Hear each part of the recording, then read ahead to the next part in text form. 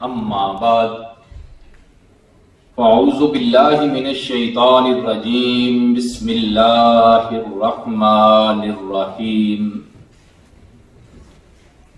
قل ان صلاتی ونسکی ومحیای ومماتی للہ رب العالمین ان اللہ وملائکتہ یصلون علی النبی یا ایھا الذین آمنوا صلوا علیہ وسلموا تسلیما اللہم صل وسلم علی سیدنا و مولانا محمد وعلی آل سیدنا و مولانا محمد وبارک وسلم صلاۃ و سلام علیک یا سیدی یا رسول اللہ وعلى آلك وصحابك یا سیدی یا حبیب اللہ۔ قابل صد احترام مقتدر علماء کرام، حضرات سادات کرام اور برادران اسلام،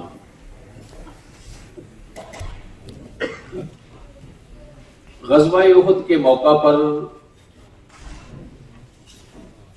کفار مکہ اللہ کے پیارے نبی علیہ الصلوۃ والسلام کی طرف تیر برسا رہے تھے۔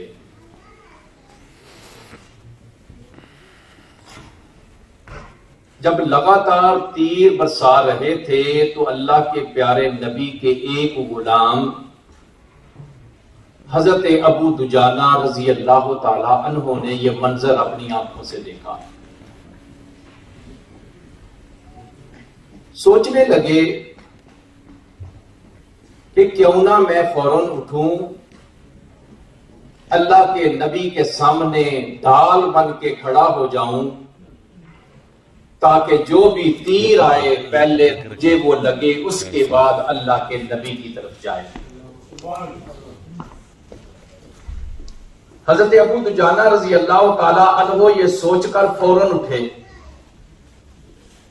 جب اللہ کے پیارے نبی کے سامنے گئے، سوچنے لگے کہ اگر میں اللہ کے نبی کے سامنے ڈال بن کے کھڑا اس طرح ہوں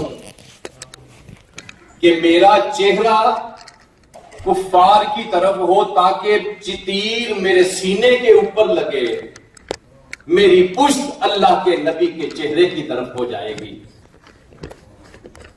اور میری محبت کا تقاضا یہ ہے کہ وہ تیر میں سینے پہ برداشت کر کے اللہ کے نبی کی طرف پشت کروں، اس چیز کی اجازت نہیں دیتا، کیونکہ انہوں نے اللہ کے نبی کی زبان سے ہی سنا تھا، وَالَّذِي نَفْسِي بِيَدِهِ لا يؤمن احدكم حتى اكون احب اليه من والده وولده والناس اجمعین۔ اللہ کے نبی فرماتے ہیں مجھے قسم ہے اس ذات کی جس کے قبضہ قدرت میں محمد کی جان ہے، تمہارا ایمان اس وقت تک مکمل نہیں ہو سکتا جب تک تم اپنے والدین، اپنی اولاد اور پوری کائنات سے زیادہ محبت میرے ساتھ نہیں کرو گے۔ حضرت ابو دجانہ فرماتے ہیں محبت کا تقاضا یہ ہے کہ میری پشت اللہ کے نبی کے رخ بدگوہا کی طرف نہیں ہونی چاہیے۔ چنانچہ حضرت ابو دجانہ رضی اللہ تعالی عنہ اٹھ کے کھڑے ہوئے، اپنا چہرہ اللہ کے نبی کی طرف کر دیا، کفار کی طرف جتنے بھی تیر آ رہے تھے وہ سارے کے سارے تیر اپنی پشت کے اوپر ان کو برداشت کرنے لگے۔ میدان جنگ ہے، میدان جنگ کے باوجود صحابی رسول بھولے نہیں کہ اللہ کے نبی کی طرف ہم پشت نہیں کر سکتے۔ اللہ کے نبی کی محبت کا تقاضا یہ ہے کہ اللہ کے نبی کے طرف ہمارا منہ ہونا چاہیے، پشت۔ یہی ابو دجانہ رضی اللہ تعالی عنہ اللہ کے نبی کے ساتھ نماز فجر ادا کرتے. نماز فجر ادا کرنے کے بعد جلدی جلدی جب حضور سلام پھیر دیتے حضرت ابو دجانہ مسجد نبی سے چلے جاتے. ایک دن ایسا ہوا، 2 دن ایسے ہوا، لگاتار حضرت ابو دجانہ نماز فجر کے بعد فوراً چلے جاتے. اللہ کے نبی کی نگاہیں حضرت ابو دجانہ کی ان کا تعاقب کرتی رہتی. ایک دن ایسا ہے کہ اللہ کے نبی نے حضرت ابو دجانہ کو روک لیا. فرمایا ابو دجانہ کیا تجھے اللہ کی رحمت نہیں چاہیے؟ اللہ کے نبی میں رب کی رحمت سے مستغنی کیسے ہو سکتا ہوں؟ حضور نے فرمایا کیا مسئلہ ہے؟ تو ہمارے ساتھ نماز ختم ہونے کے بعد انتظار کیوں نہیں کرتا؟ ذکر اذکار کیوں نہیں کرتا؟ ہمارے ساتھ دعا کیوں نہیں مانگتا؟ حضرت ابو دجانہ نے کیا عرض کیا؟ عرض کرتے ہیں اللہ کے پیارے نبی اصل میں وجہ یہ ہے کہ میرے گھر کے ساتھ میرا ہمسایہ ایک یہودی ہے. اس یہودی کے گھر میں ایک کھجور کا درخت ہے. اس کھجور کے درخت کی ٹہنیاں میرے گھر کی طرف ہیں. جب رات کو ہوا چلتی ہے اس درخت سے کھجوریں میرے گھر میں گرتی ہیں. میں اندھیرے میں دوڑ کے اس لیے جاتا ہوں کہ کہیں میرے چھوٹے چھوٹے بچے اٹھ کر اس یہودی کی اجازت کے بغیر ان کھجوروں کو کھا نہ لے. اس لیے میں صبح صبح اٹھتا ہوں، جا کر اللہ کے نبی ان کھجوروں کو اکٹھا کرتا ہوں. اپنے بچوں کے اٹھنے سے پہلے پہلے میں وہ کھجوریں یہودی کو واپس کر کے آتا ہوں. عرض کرتے ہیں اللہ کے نبی قسم اٹھا کے کہتے ہیں کہ ایک دن میں گیا، میں نے کیا دیکھا کہ میرے بچے نے ایک کھجور اپنے منہ کے اندر ڈالی ہے. اس کو وہ چبا رہا ہے. نکلنے سے پہلے پہلے میں نے انگلی ڈالی، کھجور باہر نکالی. جب میرے بچے نے یہ منظر دیکھا میرا بچہ رونے لگا. جب میں نے بچے کو روتے ہوئے دیکھا میں نے کہا میرے بیٹے مجھے شرم آتی ہے کہ جب قیامت کا دن ہو میں رب کی بارگاہ میں اس طرح حاضر ہوں کہ رب مجھے پوچھے ابو دجانہ تیرے بچے بغیر اجازت کے یہودیوں کی وہ کھجور کھاتے تھے. اے میرے بیٹے میں نہیں چاہتا کہ رب کی بارگاہ میں جب میں حاضر ہوں ایک چور کے طور پہ میں رب کی بارگاہ میں حاضر ہوں. صحابہ کرام منظر دیکھ رہے ہیں، اللہ کے نبی گفتگو سن رہے ہیں. حضرت عثمان نے حضرت ابو بکر صدیق رضی اللہ تعالی عنہ نے جب دیکھا پوری گفتگو حضرت ابو دجانہ کی سنی، چپکے سے اس یہودی کے پاس گئے، کہا میں یہ کھجور کا درخت خریدنا چاہتا ہوں. حضرت ابو بکر صدیق رضی اللہ تعالی عنہ نے وہ کھجور کا درخت خریدا. اللہ کے نبی کی بارگاہ میں حاضر ہوئے، عرض کیا حضور یہ کھجور کا درخت میں ابو دجانہ کے لیے وقف کرتا ہوں تاکہ جب رات کو ہوا چلے اس کی کھجوریں نیچے گرے بچے آسانی سے کھا سکے.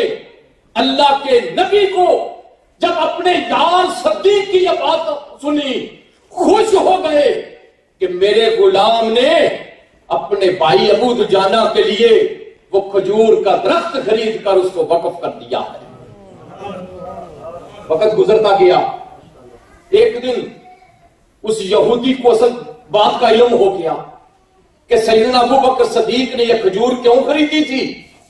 اس لیے خریدی تھی کہ میرا ہمسایہ جو ہے اس کی محبت اور ایمان گوارا نہیں کرتا کہ بغیر اجازت کے میری کھجوریں کھائے. اس نے اپنے گھر والوں کو اکٹھا کیا، کہنے لگا وہ دین کتنا سچا دین ہے کہ جس کے ماننے والے بغیر اجازت کے کھجور بھی نہیں کھاتے ہیں. وہ یہودی اپنے گھر والوں کو کہتا ہے آؤ اس نبی کے ہم بھی غلام ہو جائیں جس نبی کا غلام اپنے بچوں کو بغیر اجازت کے کھجور نہیں کھانے دیتا. وہ یہودی اپنے سارے گھر والوں کو لے کر اللہ کے پیارے نبی کی بارگاہ میں حاضر ہوا. عرض کرتا ہے اللہ کے پیارے نبی ابو دجانہ کا سارا واقعہ مجھے پتا چل گیا کہ یہ میرا کھجور کا درخت ان کے لیے خریدا گیا تھا. اللہ کے نبی میں اس چیز ایک سے متاثر ہو کر آپ کے اوپر ایمان لاتا ہوں اور وہ مسلمان ہو گیا.